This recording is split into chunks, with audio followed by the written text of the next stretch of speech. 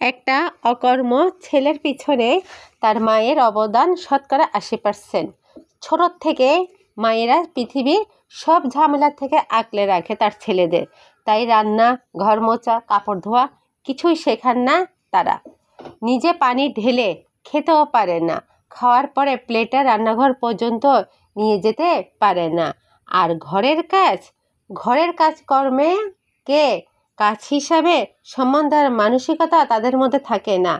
এই অকর্মা পুত্রগণ তাদের বউ নিয়ে পাহাড় সমান ফ্যান্টাসি নিয়ে বড় হয়।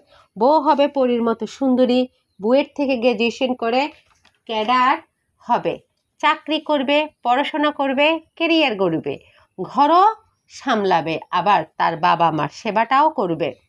বাস্তবতার কষাঘারে জর্জরিত হয়ে এই পুত্রগণ সারা জীবন এক অতৃপ্তি নিয়ে জীবন কাটায়।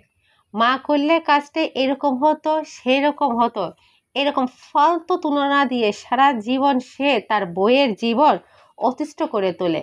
বাঙালি মেয়েরা সাধারণত গড়ে 2টি করে বাচ্চা পালে, হয়তো একটা নিজেরটা আর একটা তার শাশুড়িরটা।